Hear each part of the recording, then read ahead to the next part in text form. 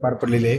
वंचित देखील यावेळी उपस्थित होतं. नेमकं काय चर्चा झाली, कुठपर्यंत चर्चा आली? संभाजीनगर जिल्हा परिषदेवर जी 63 जिल्हा परिषद आहे, 126 पंचायत समिती आहे, त्याच्यावर काँग्रेस, वंचित बहुजन आघाडी आणि आमची शिवसेनेची चर्चा चालू आहे. आणि मला असं वाटतं ही चर्चा अतिशय पॉझिटिव्ह होते आणि या चर्चेतून मला असं वाटतं योग्य मार्ग निघेल. आम्ही सगळ्या जागा जिल्हा परिषदेच्या पंचायत समितीच्या ताकदीनं लढण्याचा प्रयत्न करतो. साधारणपणे फॉर्म्युला कसा ठरतोय? फॉर्म्युला नाही, ताकदीवर आहे फॉर्म्युला. असा काही जागा संख्येवर नाही, तिथला कार्यकर्ता, तिथली शक्ती, संघटनात्मक, राजकीय सगळे तपासून. आणि मला असं वाटतं आमचं जवळपास 9 पैकी 6-7 तालुक्यावर आमचं एकमत झालेलं आहे.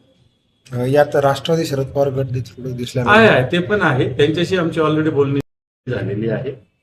राष्ट्रवादी शरद पवार साहेबांचा जो पक्ष आहे त्याच्याशी पण आमची बोलणी झालेली आहे. साधारणतः यात जे आहे निवडणुकीच्या अनुषंगाने किती पक्ष तुम्ही एकत्रित लढण्याची म्हणजे तयारी सुरू आहे तुमची?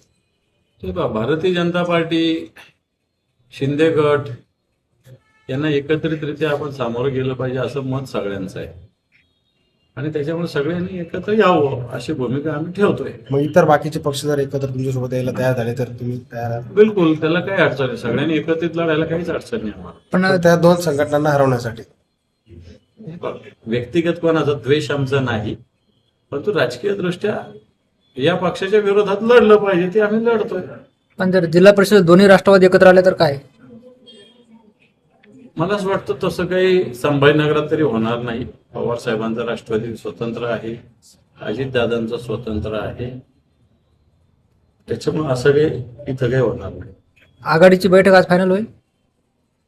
आता आम्ही 6 तासांनी बसलेलो आहे आणि मला असं वाटतं आज रात्रीपर्यंत आम्ही ते फायनल करू. कारण आता फॉर्म भरायचा उद्याचा आणि परवाचा शेवटचा दिवस, उद्याचाच दिवस समजून घ्या.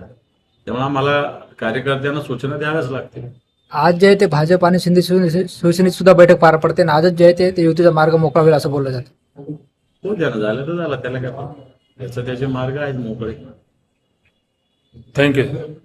बैठकीला खैरे साहेब नाही याचं कारण काय वाटतं? नाही, आता हे सगळं झाल्यावर रिपोर्टिंग मी खैरे साहेबाला घेईन. खैरे साहेब हे आम्ही लहान लहान कार्यकर्त्याची बैठक आहे, हे झालं का खैरे साहेबाला रिपोर्टिंग करेल ना मी जाऊन स्वतः. त्यांना विश्वास घेता येईल का सगळ्यांवर? त्यांना सगळं कानावर घालेल आणि मगच फायनल करेल.